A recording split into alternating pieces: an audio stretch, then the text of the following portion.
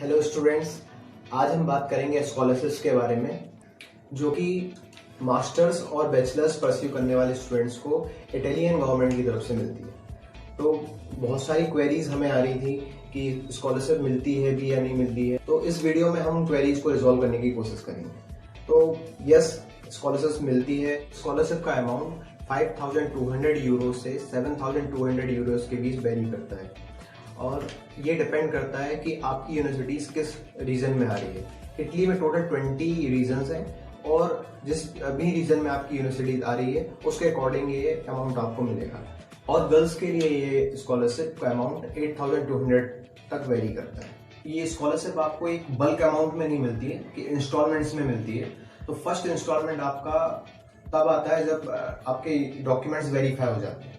तो document verification के लिए up to December you have to wait. So इसलिए हम बोलते हैं कि आपको एक बैकअप अमाउंट आपको लेके चलना है अप टू 2 to 3 मंथ्स का। 2 to 3 मंथ्स बाद आपको अराउंड जनवरी में आपका फर्स्ट इंस्टॉलमेंट आता है। अगर आप अगस्त के पहले 30 क्रेडिट्स कंप्लीट नहीं कर पाते हैं तो आप नेक्स्ट इंस्टॉलमेंट के लिए एलिजिबल नहीं है। और इस केस में सेकेंड क्राइटेरिया होता है कि आपको 20 क्रेडिट्स कंप्लीट करने होंगे मिनिमम अप टू नवंबर।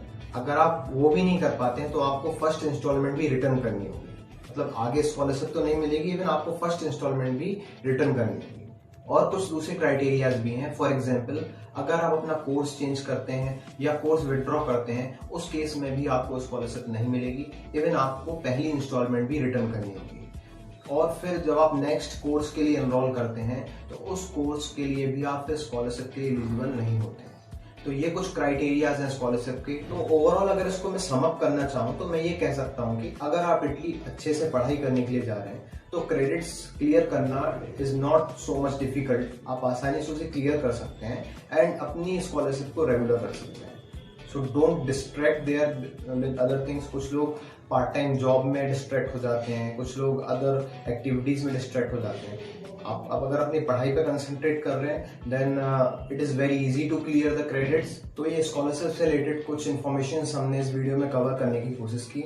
अगर आप कुछ और इन्फॉर्मेशन चाहते हैं और if you want detailed information then you can contact us. Thank you.